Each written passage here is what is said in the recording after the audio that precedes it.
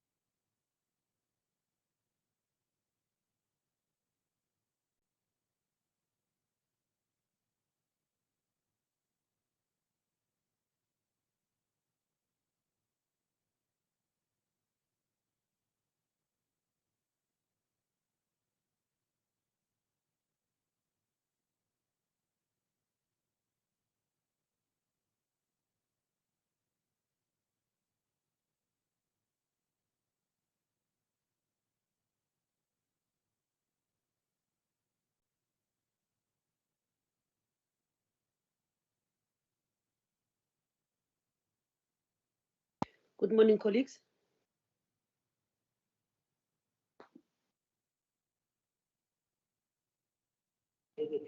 Morning, Deputy Speaker. Good morning, Deputy Speaker. Morning, Deputy Speaker, and morning, colleagues. Post office Stan Bonani, good morning. Good morning. Shall we start? How are you? Awuseni Tatana. Yes. Morning, sawubona Gauteng. Ifukile minjani?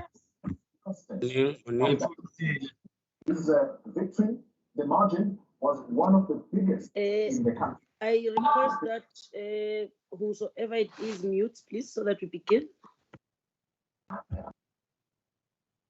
Shall we observe a moment of silence and prayer?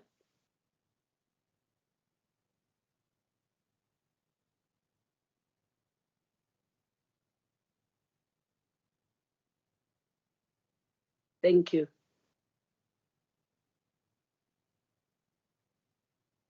Honorable members and colleagues, thank you. Let me first start by announcing that we received an urgent motion which is acknowledged, and the ruling in this regard will be made at the end of the first item on the end of the last item on the order paper. Thank you very much. Moving right along, we have an MEC statement in terms of Rule 791 from MEC Hlope. MEC Hlope. Thank you, Deputy Speaker. Honourable Deputy Speaker, Honourable Premier, members of this esteemed House, last year, our country got exposed to the COVID-19 pandemic, a pandemic that has terribly impacted the creative art, cultural and sport industries the most, as its regulations have called for the prohibition of gatherings, the closing of entertainment spaces, and the suspension of the sports sector in order to curb the increasing COVID-19 cases, resulting in our creative and cultural industry players, particularly those that are freelancing, to be without income to sustain themselves. Many of our artists and athletes have lost their income due to this pandemic, and in this regard, government has provided various relief interventions as a way to cushion society during this time of need. Madam Deputy Speaker, I'm proud to announce that in Minister Mtheto's recent press briefing on the relief fund distribution, he announced that Gauteng was the best performer by paying the greatest number of artists and athletes with relief, accounting for 44% of the relief provided nationally. This was followed by Western Cape and KwaZulu-Natal, who accounted for 11% each. The department and indeed the province has done remarkably well in this task of providing relief. This, however, should not make us relax, as much more still has to be done. And accordingly, the department will be working closely with artists and athletes to join the Department of Health in ensuring our vaccination count increases. As artists,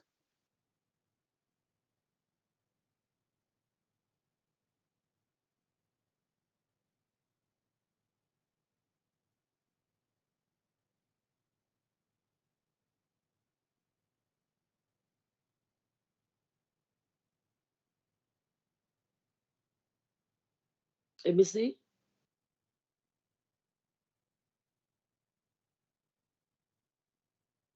MEC Hlope.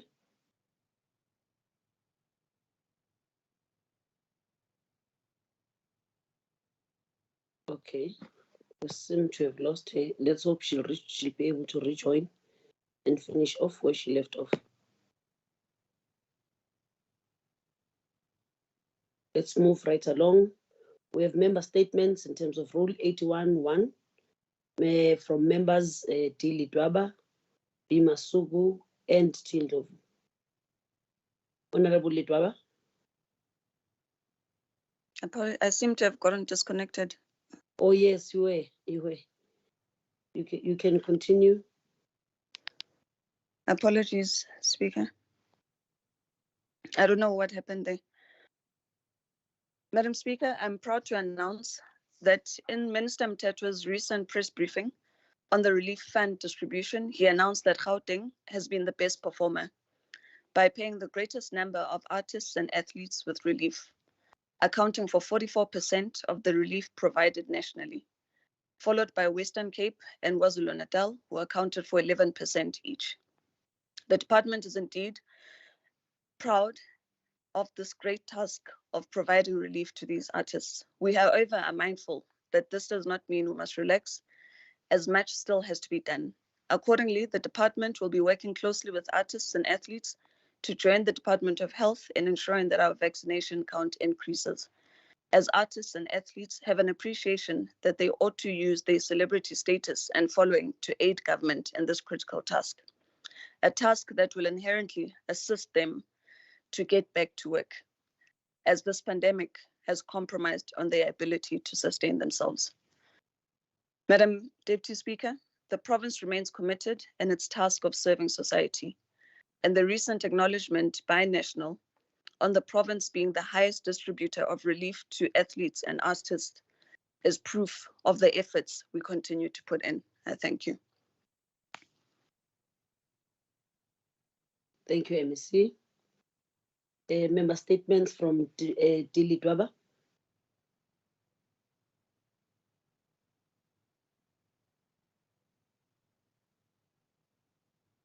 Honorable Member Lidwaba.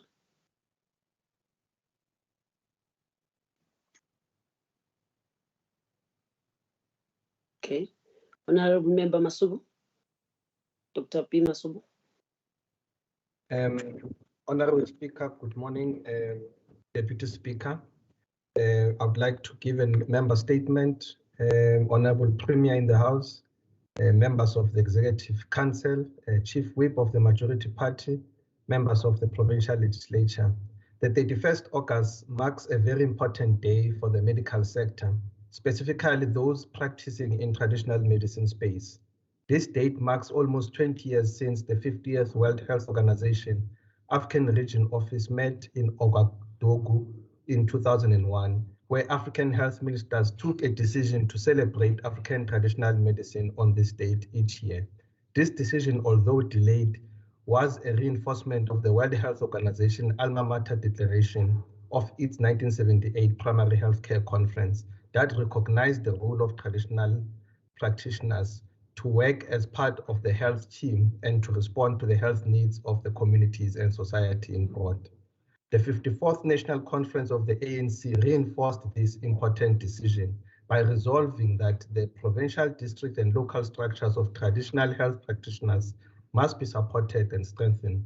This should include coordination, privatization of traditional medicine research in liaison with universities. The reality is that approximately 80% of Africa's population is dependent on traditional medicine for their basic health needs, considering that Africa has a significantly rural population. In many cases, traditional medicine is the only healthcare service that is easily accessible and affordable. This reality alone is enough to make the point that there is a wealth of knowledge that African traditional medicine can contribute to existing health systems, not only in Africa, but globally as well. Honorable members, there is a need for the advancement and normalization of traditional practices and systems, especially as it relates to societal perception around the credibility and the capacity of traditional medicine to heal and remedy illnesses. An advanced sector of traditional medicine will see us develop a remedial solution for the discovery of indigenous medicinal plants to research and develop, commercialize and creation of markets for domestic and export markets. With the right institutional arrangement between the state markets, the national innovation system, traditional healers, we can be able to develop a good value chain in this area. We also know that the traditional medicine marketplaces such as KwaMai in Johannesburg and in Marabastad in Tshwane have been vibrant and viable for many years, offering incomes and remedies for many. However, the impact of COVID-19 on these hubs of economic activity has been mixed, with some losing income as demand for remedies have actually declined. But due to resurgent levels of trust on unconventional remedies, it is because it's in addition to conventional medicine, we may see the revival of these marketplaces. As the ANC, we must realize the integration of African medicine into health sciences curriculum and also within the national health insurance system. And we also need greater support and coordination for this important sector. Traditional medicine has a role to play in strengthening our provision for primary health care. This is anchored on the understanding that the systemic research and development, Africa has a capacity to develop African solutions to her problems. We recognize that the celebration of African Traditional Medicine Day marks an important milestone in the long journey traveled towards realizing a formal recognition, decolonization, and institutionalization of African traditional medicine in South Africa. We dare not tire in our effort to strengthen our indigenous knowledge systems. Thokozani bogogo nabomkhulu. I thank you. Thank you, Honorable. Thokoza. Thank you, Honorable Member. Thokoza Gogo. Honorable Tili Dwaba.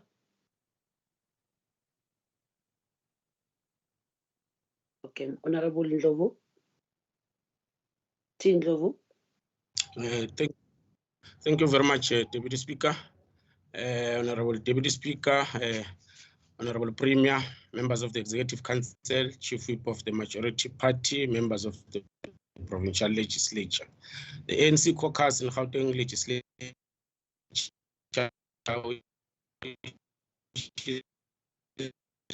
to congratulate Jolly Didong as the Executive Mayor of the city of position in their new positions. The fact that all but two are new to their positions bodes well for the local, for the continuity of the programs started with the formation of the Government of Local Unity in 2019. Comrade Jolly D demonstrated a passion to serve the people of Johannesburg and the country from an early age. He became politically active at a tender age of 13 when he joined Soweto Student Congress, popularly known as SOSCO and COSAS.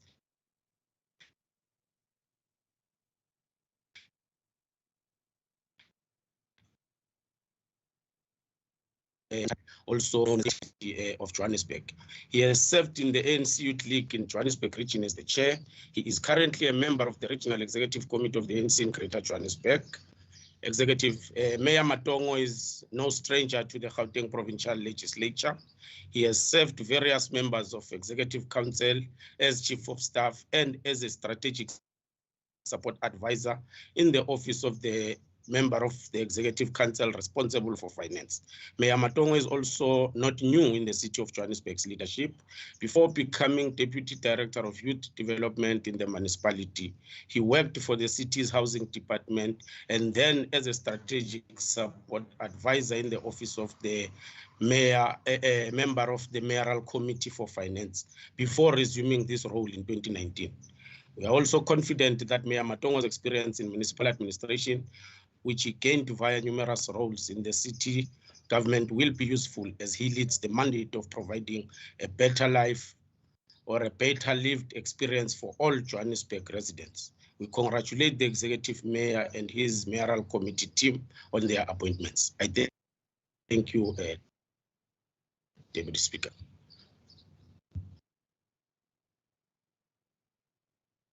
Thank you, Honorable Member. Is Honorable Litwaba available already?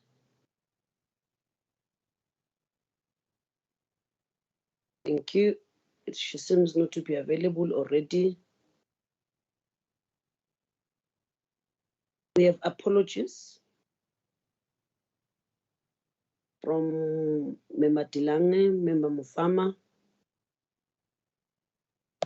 Yeah, and Member Mufama, thank you.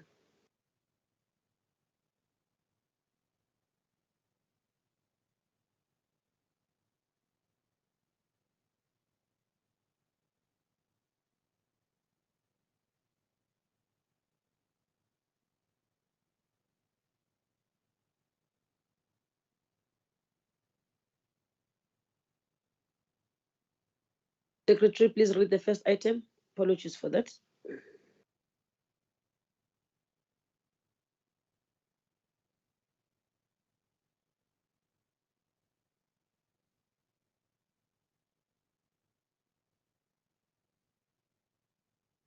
Member Radebe, please render the first item, oral questions for reply to MEC Lesufi.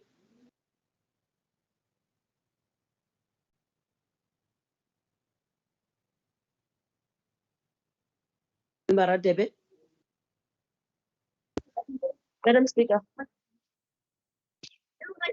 I think Member Kadem is still striking the floor. Okay. Is there somebody who will maybe read the question on your behalf?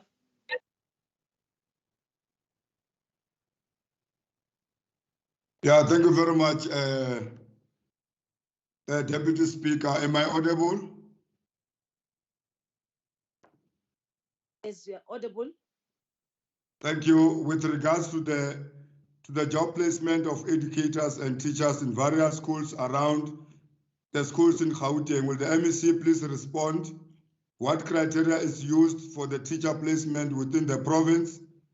And it has been noted that there are specific schools within the province that choose to hire only Funza Dushaka bursary holders or beneficiaries. Is this a legal employment practice? If the answer to the question 2 is no, will the MEC please respond with the steps put in place to deal with such biasness? And if the answer to the question 2 is yes, why has the department been allowing such biasness and unlawful actions where the sector is concerned? Thank you, Deputy Speaker. Thank you. MEC, please. Thank you so much, Deputy Speaker. Thank you, Member Mukweva, for that question on behalf of Member Khadele, our Honorable Premier, Chief Whip, Deputy Chief Whip, and members of the executive and honorable members. I would like to take this opportunity to thank Member Khadele for the question that is raised. The Gauteng Department of Education prioritizes the excess educators for the filling of posts, followed by conversion of qualifying temporary educators into substantive posts.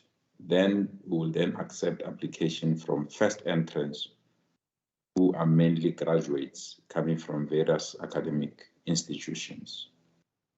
In terms of question 2, the answer is no. The department has provided a clear communication on how placements of educators should be prioritized. In terms of question 3, the department has issued a memo to all the relevant stakeholders in 2017, which clearly stipulates the priority order for the placement of educators in all our public schools. The memo was mediated by districts to all our stakeholders. Districts monitor compliance to the criteria set out in the memo and make recommendations so that every school or institution can comply with the memo. Your answer to question 4 is similar to the answer that we provided on question 2. Thank you so much, Madam Speaker. I saw you didn't read my apology, Madam Speaker.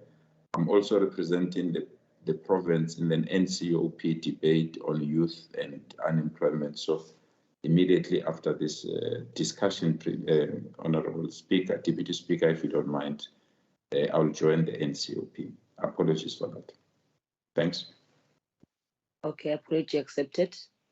Honorable Mukwebo, do you have a supplementary question? No, thank you. We are fine, Deputy Speaker. Thank you for that. Moving right along, Honorable Mukwebo, I don't know if you're going to take this as well. Yes, thank you. I will take it, Deputy Speaker. All right, a question. Yes, with reference to Section 64C2 of G of South African Police Service Act 6 of 1995, whereby each Metro Police Service is supposed to submit an annual plan, will the MEC respond to the following? In which years since its inception did the Ekurhuleni Metro Police Service submit such plans? 2. Which other Metro Police Service districts in the province have submitted such plans? If none, elaborate why. 3. How many of provinces' Metro Police Services have successfully implemented the annual plans since 2016? If none, elaborate why.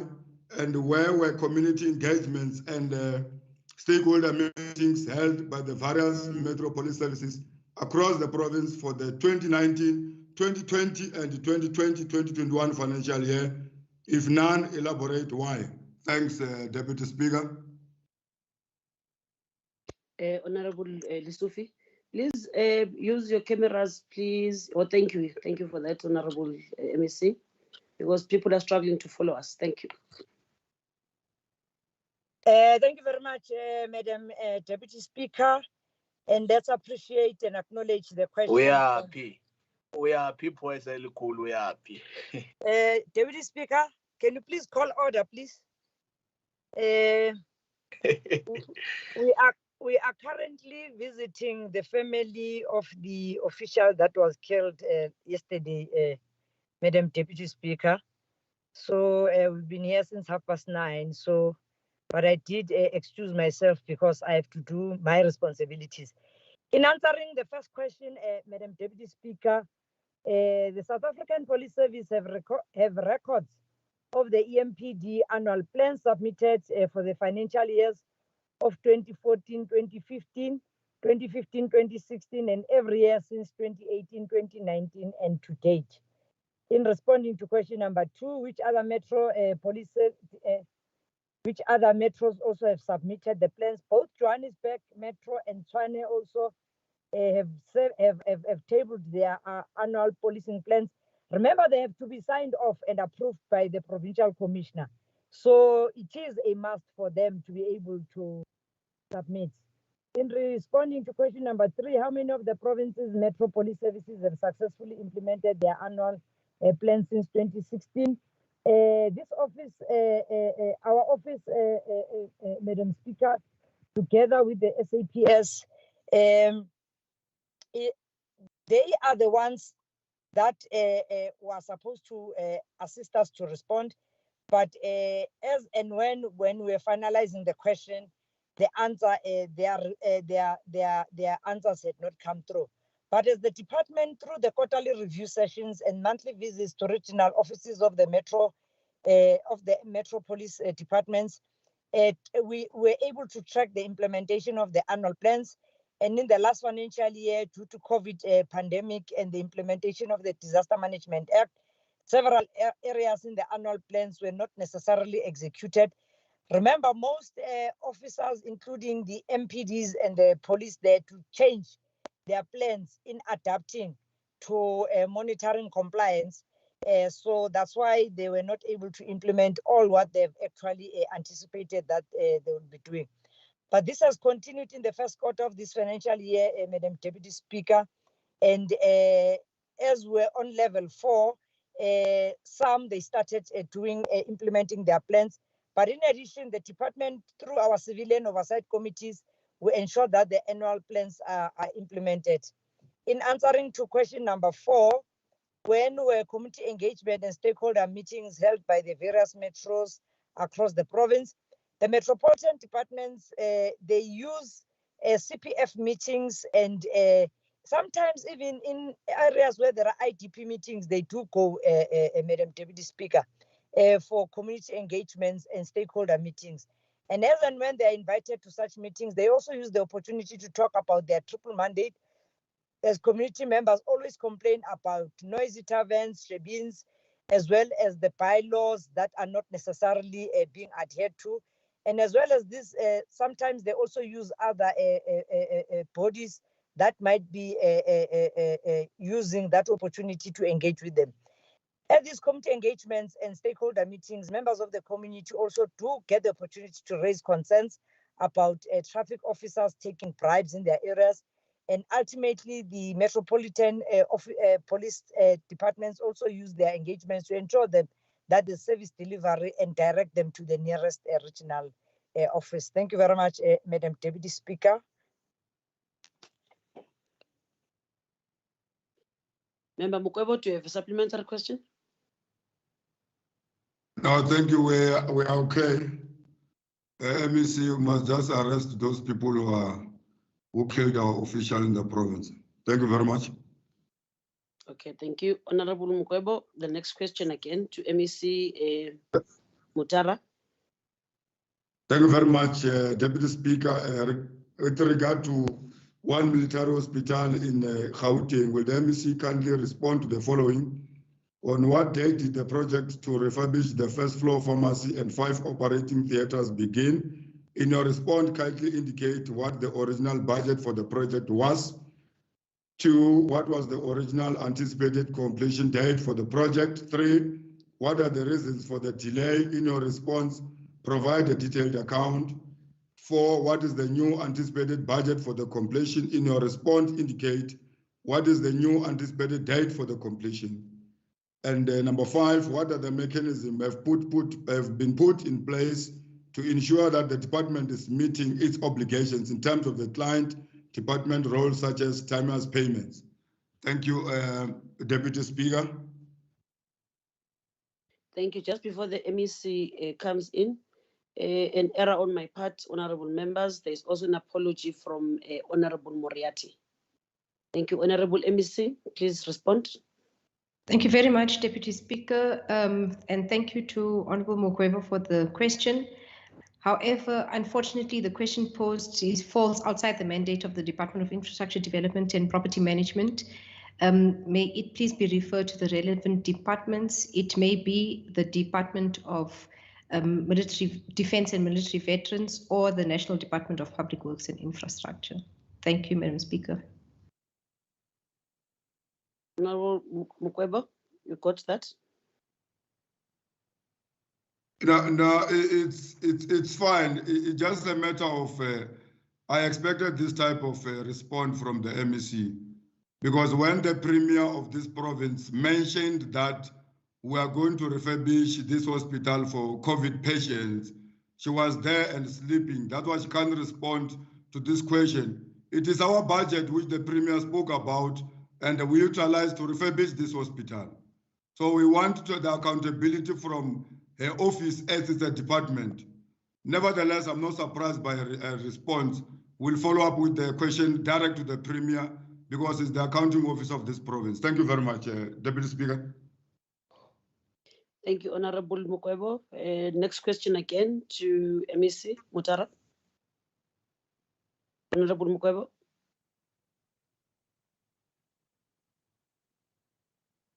No, excuse me, Speaker of the day. Sorry, Speaker. It's not Mr. Mukwebo, it's Beverly Badenhorst.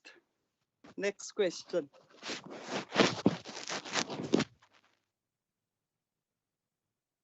Is it Honorable Badenhorst? Okay, apologies for that. Honorable Badenhorst. Speaker, good morning, Speaker. I didn't greet you. Sorry about that. My question reads as follows, Honorable Speaker. With regards to the incomplete state-owned building that is being, I can't see properly today. I don't know why. Sorry about that. Badenhorst. Yeah. With regards to the incomplete state-owned building that is being built but cannot be used and is left out to be vandalized, will the MEC please respond to these questions, please? How long will it take to finish the Mamelodi Court in Samaya Road? What has been in the center of this project not being finished? Is the MEC willing to submit the project report and add further plans? If the answer to question 3 is no, will the MEC please respond as to why? And if yes, will the MEC please submit a detailed report through proceedings? Thank you. Thank you, Honorable Member. MEC. Thank you very much, and thank you for the question. Madam Deputy Speaker, the question posed falls outside the mandate of the Department of Infrastructure Development and Property Management. The user department is the National Department of Justice and Correctional Service, and it is not clear who the implementing department is. For clarity on the implementing department or agent, the question needs to be referred to the National Department of Justice and Correctional Services. Thank you. Honorable member, did you get that? MEC, can I respond, please? MEC, Speaker, may I respond, please? Okay. You can. You know what, Speaker? It's really, really, really unbecoming to give me such a fake answer, because why this building has been standing there as an elephant on the main road of Mamelodi, it's Amaya Road, and there's nothing happening, and it's in our province. So I don't know why must National come and answer for this, because why, if there is an MEC, if there wasn't an MEC in the province, then I would have understood that. But there's an MEC that sits on the laurels and doing nothing and just giving vague answers. Please, I will take this thing to, we'll speak to Mr. Premier and ask him about these buildings, because why this thing has been coming on, and it's been in the eyes of the province, in the eyes of the people of the province, and nothing is happening. And money has been spent on this building, and up till today, it's been standing there like a white elephant. Thank you, Speaker. Thank you, Honorable Member. Let's move right along. The next question, Honorable Mukwebo, to MEC Social. No, Deputy Speaker, I saw you jumped the question of infrastructure, which are supposed to be raised by Member Mufama, of which to be presented by Member Tong. So I don't know. In fact, I had not jumped it. Just that Honorable Padenost then said or suggested that I have forgotten about it. I remember I read that out. We can go back to that one. Who's going to read it out? Is it you or Honorable Member Tong? Honorable Tong. Yes, Honorable Tong, please read out that question to the MEC. Thank you, Deputy Speaker. With regards to the Tabatwane user management plan that is allegedly in place, will the MEC respond to the following? Number one, on what date was the maintenance last done in the infrastructure at Tabatwane? What maintenance is planned for the current financial year? In your response, please provide details in rands and cents on the budget allocated for maintenance. By what date, and will the UMP be signed between the department and the client's department? In your response, indicate what services fall under USPs of the department. Has the department complied with its obligation in terms of the UMP? In your response, provide details on the budget allocated for implementation of the UMP. And is the budget sufficient to comply in terms of the UNP? Thank you, Deputy Speaker. Thank you, Honorable Mutara, MEC. Thank you very much, Deputy Speaker, and thank you for the question.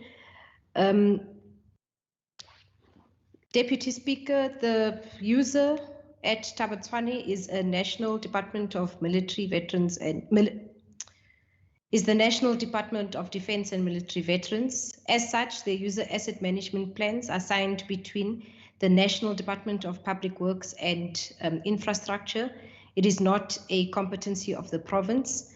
Therefore, this question falls outside the mandate of the Gauteng Department of Infrastructure Development and Property Management, and I therefore request that it be referred to the relevant departments. Thank you. Member Madam Mukwebo, your researchers are failing you, my brother. You got that, Member Tong? Thank you. Let's move right along. The next question, Honorable Mukwebo, the sixth question, Honorable Mukwebo to MEC. Mukwebo, you must fire your Development. researchers. They are failing you. Order. No. Honorable Mukwebo. No, Mateka, I want to respond to you. When the budget of Gauteng, your Premier speak about, mentioned all these things, So we're just exposing your incompetence of your government. Thank you, Deputy Speaker. With regard to the buildings across the province that have been renovated and handed over to the Department of Social Development for the purpose of victim empowerment of shelters to assist women and children, will the MEC kindly respond to the following? Number one, how many buildings have been renovated and handed over to the department for the purpose of victim empowerment of shelters to assist women? Number two, which of the buildings that have been completely renovated are currently operational? Three, who is appointed to who is appointed as a service provider to these buildings? Four, what are the reasons that completed shelters are not currently operational? And by what date will the specified shelters be operational?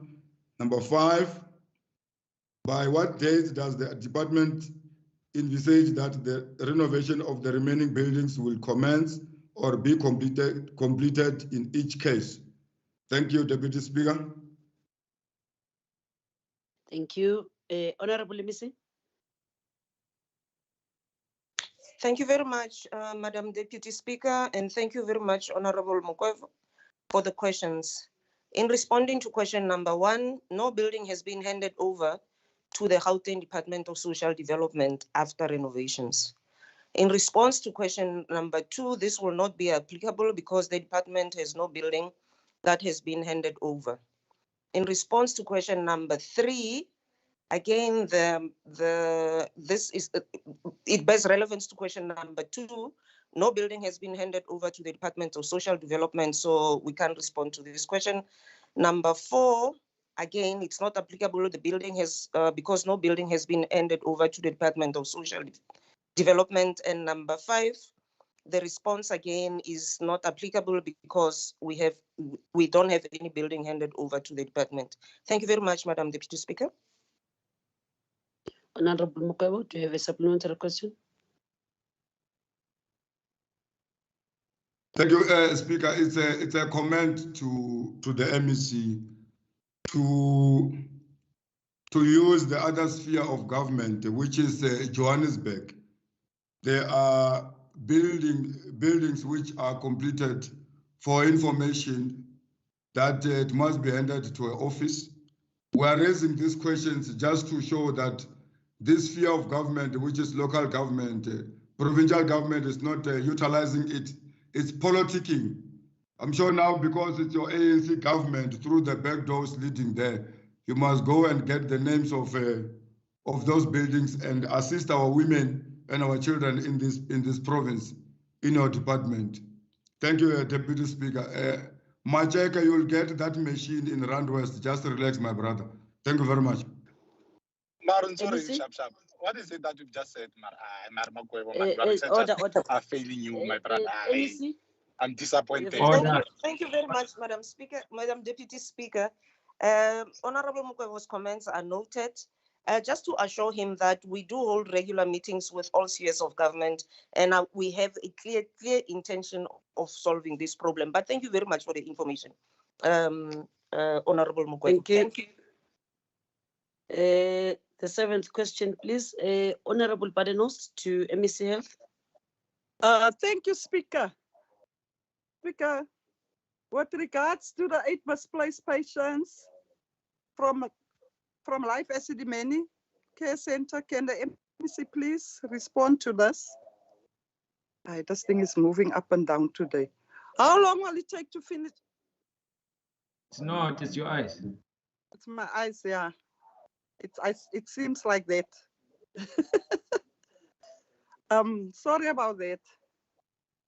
What is the status of the case as at August 2021? Kindly please explain the barriers faced by the department in trying to solve this case. In your response to a similar question last year, you noted that some of these patients were without files or identification. How far is the department with profiling the misplaced or missing patients and contacting the families? And how long is it going to take the Provincial Department of Health to lay this matter to rest? Thank you, Speaker. ABC. Thank you very much, Honorable Deputy Speaker. Greetings to the honorable members. And thank you very much, Honorable Bandenost, for the questions. Response to question 1.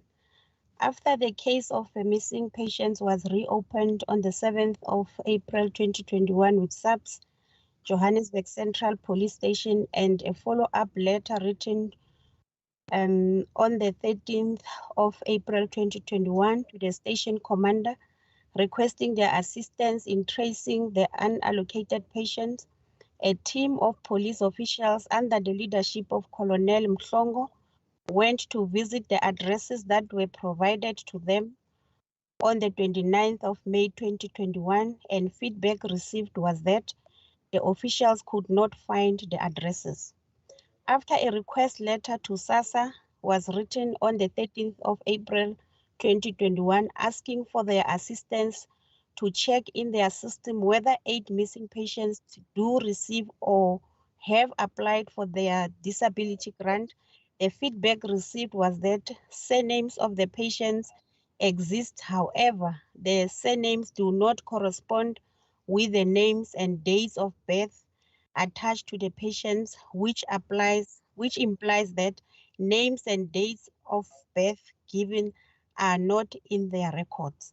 The Provincial Department of Health is awaiting feedback from Home Affairs since the first request letter was sent on the 13th of April 2021 and a follow-up made on the 3rd of June 2021 asking for their assistance to check if the 8 missing patients have IDs or have applied for IDs.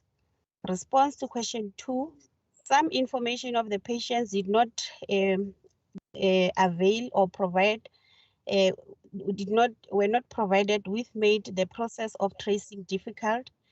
Where information is available in some files, it seems to be incorrect as those addresses were not found during home visits conducted by the Mental Health Directorate and SAPS. Some telephone numbers provided went to voicemail and some are answered, but the people who confirmed that they do not know the patients in question. The findings from SASSA confirm that the surnames of patients do exist.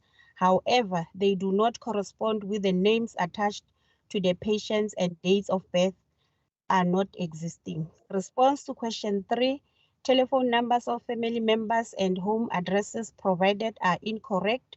Some calls goes to voicemail.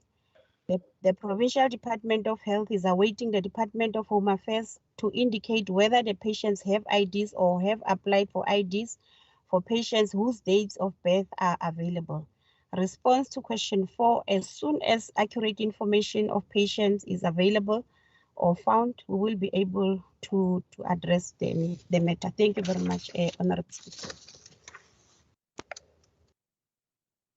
Honorable Padenos, do you have a supplementary question or a short remark? Thank you, Speaker. MEC, is it possible to give me those answers in writing, please? That's all that I want. Thank you. Oh, okay. MEC?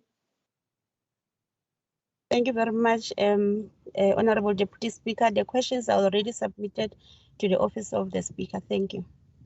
Thank you, MEC. Okay, thank you. Honorable Shackleton, please read out the 8th question to MEC of Safety. Thank you, Madam Speaker. Through you to the Honourable MEC for Community Safety. Regarding the backlog of DNA tests in Gauteng, could the MEC please indicate, 1, how many DNA tests are outstanding in Gauteng? 2, what is the longest outstanding DNA test? 3, how many cases have been delayed because of this backlog? 4, how many cases have been closed due to outstanding DNA tests? And 5, what action is being taken to ensure that these tests are completed in a timeliest manner? Thank you, Madam Speaker. Thank you, Honorable MEC. Thank you very much, Honorable Deputy Speaker. In responding to question number 1, of how many DNA tests are outstanding in Gauteng. In 2018-2019 financial year, 5 DNA entries were recorded and still are outstanding. For the financial year of 2019-2020, it's 20,132 DNA entries that are still outstanding. For the 2020 financial year to date, it's 46,595 DNA entries that are still outstanding. In responding to question number 2, the longest outstanding DNA test is lab number 173756/18. That is the one that is still outstanding. That is for the financial year of 2018-2019. And responding to question number 3, how many cases have been delayed because of this backlog? Well, unfortunately, it is the National Prosecuting Authority that is able to provide that information, Honorable Member. And Deputy Speaker, by the time we had to conclude the response to the question, we still had not received a response from them. And same question with question number 4 of how many are closed due to the outstanding. Still the very same question. We're still awaiting the response from the National Prosecuting Authorities. On question number 5, what action is being taken to ensure that these tests are completed in a timeous manner? The laboratory is currently implementing a recovery plan, which is focusing on all the backlog cases that they have, including, of course, because now there are new cases that also come within the system. And the laboratory is also working with the National Prosecuting Authority, where they provide the laboratory with urgent cases which are prioritized to limit the backlog. Thank you very much, Honorable Deputy Speaker. Thank you, MEC. Do you have a supplementary question, Honorable Shackleton? Yes, thank you so much for the opportunity, Madam Speaker. I think possibly the researcher might have misread question 2, which is what is the longest outstanding DNA test? I do appreciate the MEC answering these questions. However, the answer given was merely the lab number, and we're looking to establish for how long has the longest outstanding DNA test been outstanding. Thank you, Madam Speaker. Thank you, MEC. It's 2018, Madam Deputy Speaker. I did indicate 2018. Okay, thank you. Thank you. Padanki. Honorable Randall, I'd like to call you upon. I'd like to call upon yourself, Honorable Randall, to read the 9th question to MSc for Finance. Thank you so much, Madam Deputy Speaker. Regarding the publication of the COVID-19 PPE procurement expenditure disclosure reports, the last of which was published in January this year, could the MEC please indicate 1, why has no report been published since January this year? 2, when will all outstanding reports be published? 3, please explain how the coming into effect of the POPI Act has been used as an excuse for not publicizing the disclosure report. 4, please explain how the Auditor General's audit process impacted on the publication of the disclosure report since January 2021.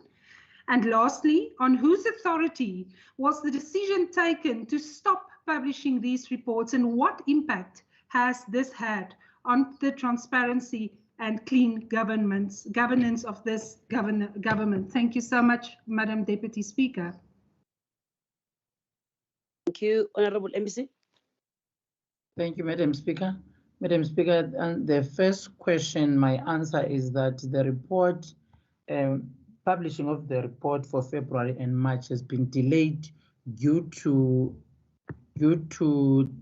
year-end process. And then question 2, when she's asking when will all the outstanding reports be published, the answer there is that all the outstanding reports will be published after audit closure, which is due by the end of August 2021. The answer, Madam Speaker, to question 3 is that in accordance with the template and the directive received from National Treasury. The COVID-19 expenditure reports generally require the disclosure of suppliers' names and CSD numbers, which information constitute personal information and or unique identifiers as defined in the Protection of Personal Information Act, which is Section 20, subsection B of the Act that requires that an operator or anyone processing personal information on behalf of the responsible party must process such information with the acknowledge or consent of the data subject, and shall treat such information with confidentiality unless required by law or in the course of the proper performance of their duties. The publication of the expenditure report falls outside of the prescriptive regulatory framework and has not been excluded under these exclusions contemplated in the Act. With the coming into effect of the Act, the disclosure of the reports would need to be subjected to the prior consent of the supplier, which processes such has already been embarked upon by the Gauteng Provincial Treasury. However, the supplier reserves the right to refuse or rescind such consent. Non-compliance with the prescription of the Act may subject the department to punitive consequences, including the imposition of administrative penalty not excluding 10 million or 10 years imprisonment or both. Then the answer to question 4, Deputy Speaker, is it is likely that the figures may change post the audit to avoid corrections on published reports. It was best to wait for the process to be finalized on our side. Then question number 5, the answer, Madam Deputy Speaker, is publishing the report for February and March has not been stopped, but it has been delayed due to the year-end processes. I thank you, Madam Speaker. Thank you, Honorable Randall. Do you have a supplementary question? Yes, thank you, Madam Deputy Speaker. Thank you so much, MEC. My follow-up question would then be, please explain how not publishing your reports is in accordance with National Treasury Instruction Note 11 of 2020, because Western Cape has now just published their 13th disclosure report in the end of June. Thank you. MEC. Thank you, Madam Deputy Speaker. On our side, Madam Deputy Speaker, we're still waiting for these audited reports. Then immediately when they are done by the AG, we will definitely publish them. But now we want to comply in terms of what is expected of us so that we don't become irresponsible. Publish the report today, and then next week the report from AG comes out with the different figures. Then it will be a serious problem on our side. So hence we have to wait for AG now to finalize the whole process. Then whatever goes out, it's something that has been verified. Everyone is happy with it. Thank you, Madam Speaker. Thank you, MEC. I'd like to call upon Honorable Bloom to read the next question. The 10th question. Thank you, Madam Acting Speaker. To the Honourable Member of the Executive Council for Health, regarding acting CEOs of hospitals, will the MEC please indicate 1, how many hospitals have acting CEOs? 2, which specific hospitals have acting CEOs? 3, in each case, why is there an acting CEO instead of a permanent CEO?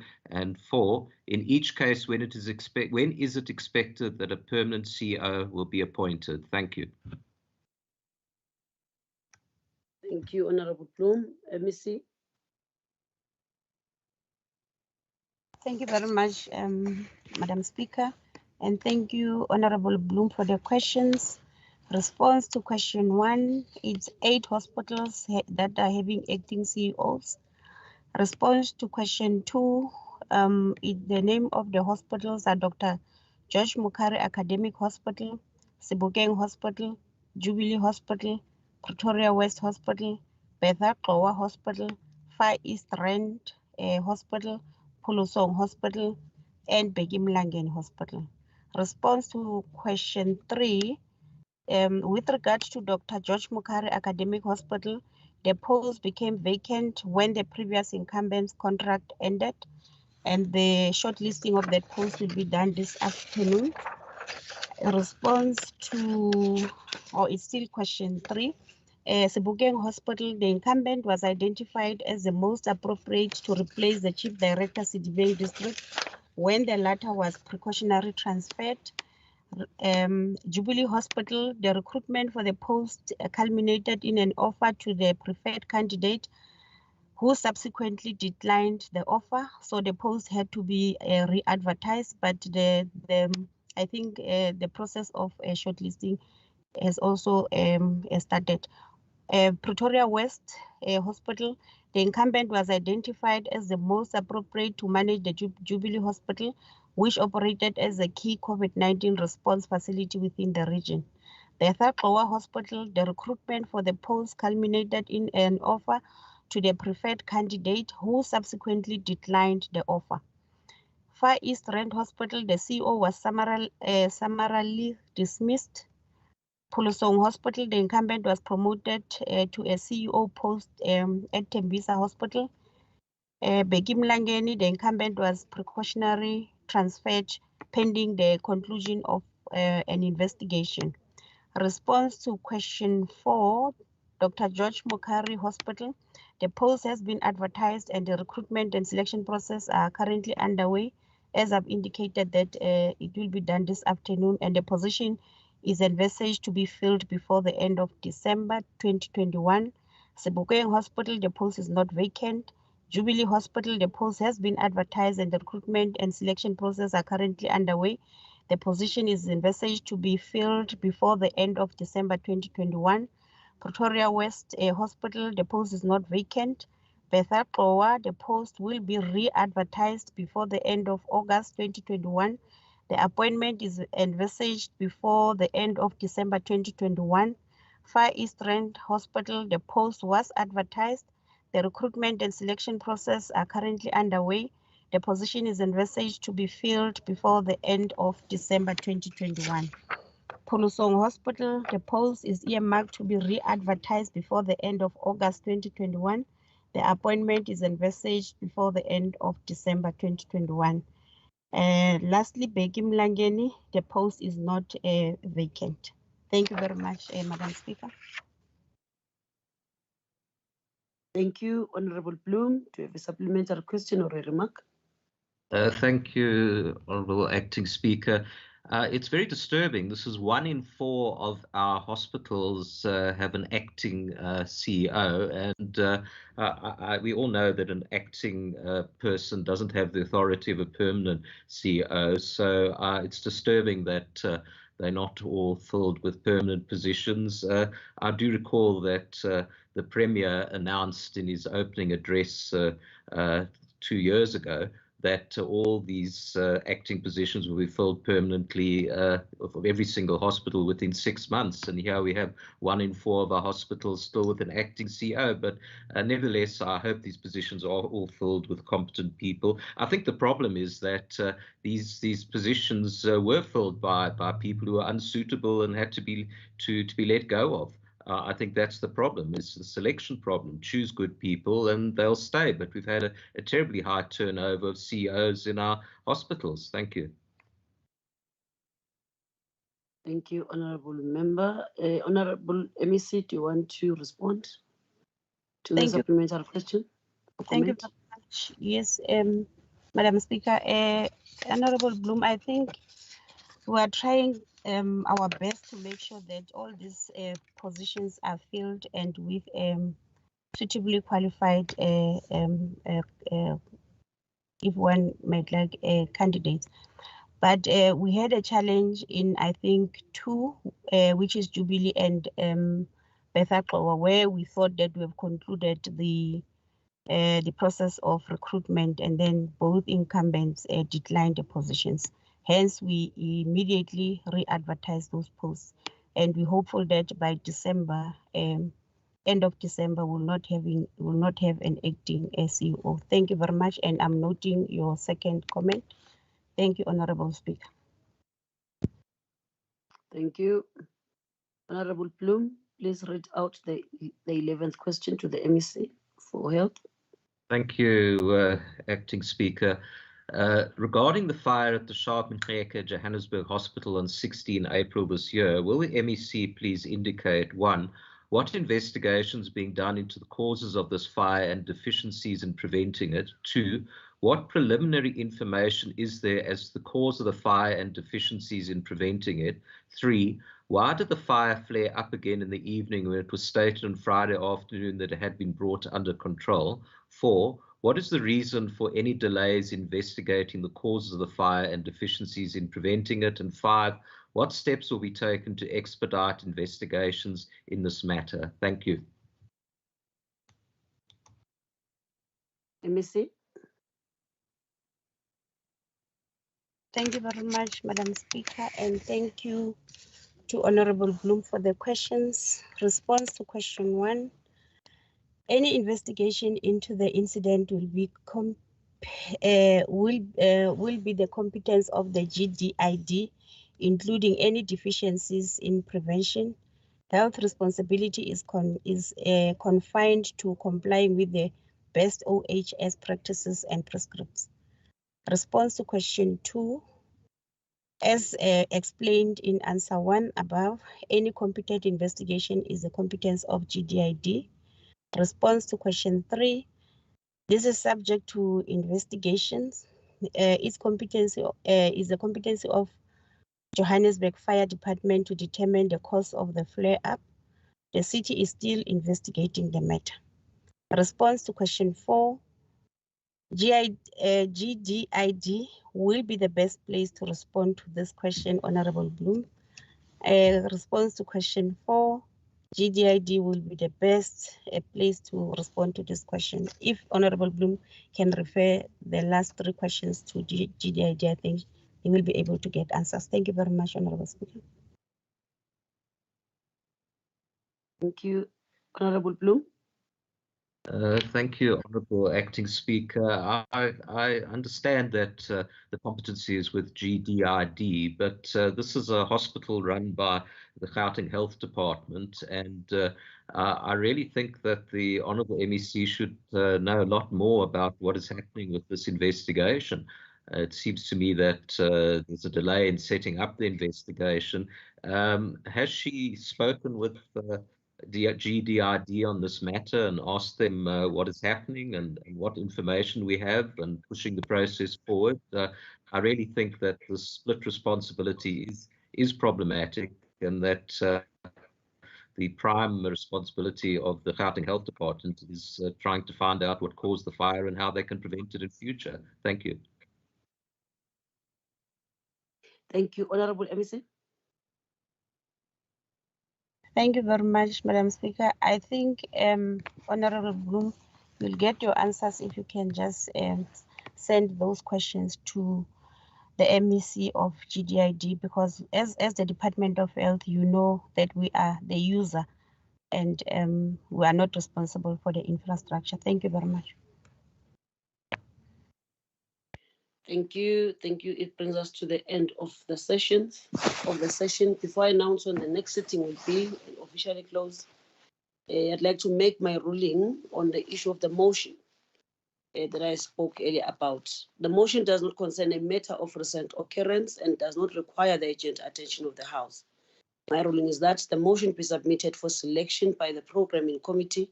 It should follow the same established process of Whips Forum and the Programming Committee. Thank you very much, colleagues. This brings us to the close of business. Our next sitting will be on the 31st of August. Thank you very much. Bye. Have a lovely weekend. Have a lovely day. Thank you very much, Madam Deputy Speaker. Lovely day to you too. Thank you. Thank you. Enjoy the your rest of the day. Bye.